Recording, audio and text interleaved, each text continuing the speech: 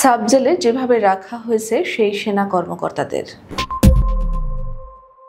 গত সরকারের আমলে সেনাবাহিনীতে তারা ছিলেন প্রভাবশালী কর্মকর্তা। আইন শৃঙ্খলা রক্ষাকারী বাহিনীর বিভিন্ন ইউনিটের দাপটের সঙ্গে দায়িত্ব পালন করেছেন। কেউ কেউ ছিলেন গোয়েন্দা সংস্থার নিয়ন্ত্রক, যাদের নির্দেশে অনেকে কারাগারে গিয়েছিলেন। দিন বদলে এখন তারাও গুম, খুন সহ মানবতা বিরোধী অপরাধের অভিযোগে কারাবন্দী। 3টি মামলায় গ্রেপ্তার হওয়া 15 জন শীর্ষস্থানীয় সেনা কর্মকর্তা বর্তমানে অবস্থান করছেন সেনানিবাসে অবস্থিত সাব জেলে। বুধবার ছিল তাদের প্রথম দিন। সেদিনই তারা স্বজনদের সঙ্গে সাক্ষাতের সুযোগ পান। সাক্ষাতের সময় সব আসামির পরিবারের সদস্য উপস্থিত ছিলেন। কারা সূত্র জানায়, স্বজনদের কেউ কেউ বাসা থেকে রান্না করা খাবার নিয়ে এলেও সেগুলো ভেতরে নিতে দেওয়া হয়নি। আসামিদের দেওয়া হয়েছে কারা কর্তৃপক্ষের নির্ধারিত খাবার। প্রথম দিনের সাক্ষাতের জন্য নির্ধারিত ছিল আধা ঘন্টা সময়, তবে স্বজনদের সংখ্যা বেশি হওয়ায় প্রত্যেকে 20 মিনিট করে সাক্ষাতের সুযোগ দেওয়া হয়।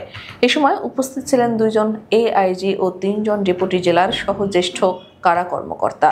কারা কর্তৃপক্ষের ধারণা ছিল সাক্ষাতের সময় আবেগপ্রবণ বা অনাকাঙ্ক্ষিত ঘটনা ঘটতে পারে, এজন্য আগেই পর্যাপ্ত প্রস্তুতি রাখা হয়েছিল। তবে শেষ পর্যন্ত সাক্ষাৎ নির্বিঘ্নে সম্পন্ন হবে। এক কারা কর্মকর্তা জানান, সকালে আসামিরা রুটি ও সবজি খেয়েছেন।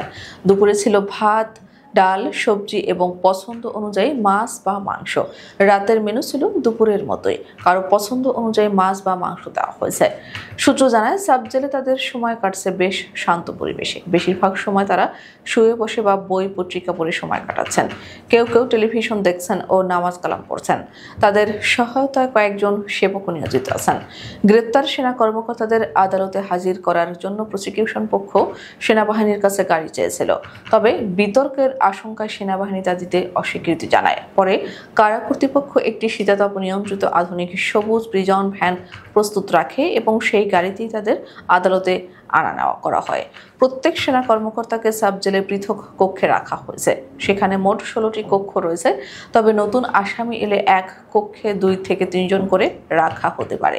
ঢাকা কেন্দ্রীয় কারাগারের senior jail super Suraiya Akter বলেন, সাব জেলটি ঢাকা কেন্দ্রীয় কারাগারের অধীনে হলেও সব বিধিবিধান ও নিয়মকানুন অন্যান্য কারাগারের মতোই মানা হচ্ছে। তিনি বলেন, বুধবার আমি সাব জেলে গিয়েছিলাম। আসামিদের কিছুটা বিমর্ষ মনে হয়েছে।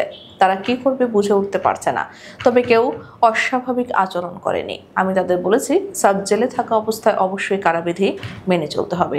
তিনি আরও জানান, আসামিরা বিধি মেনে চলবেন বলে আশ্বাস দিয়েছেন।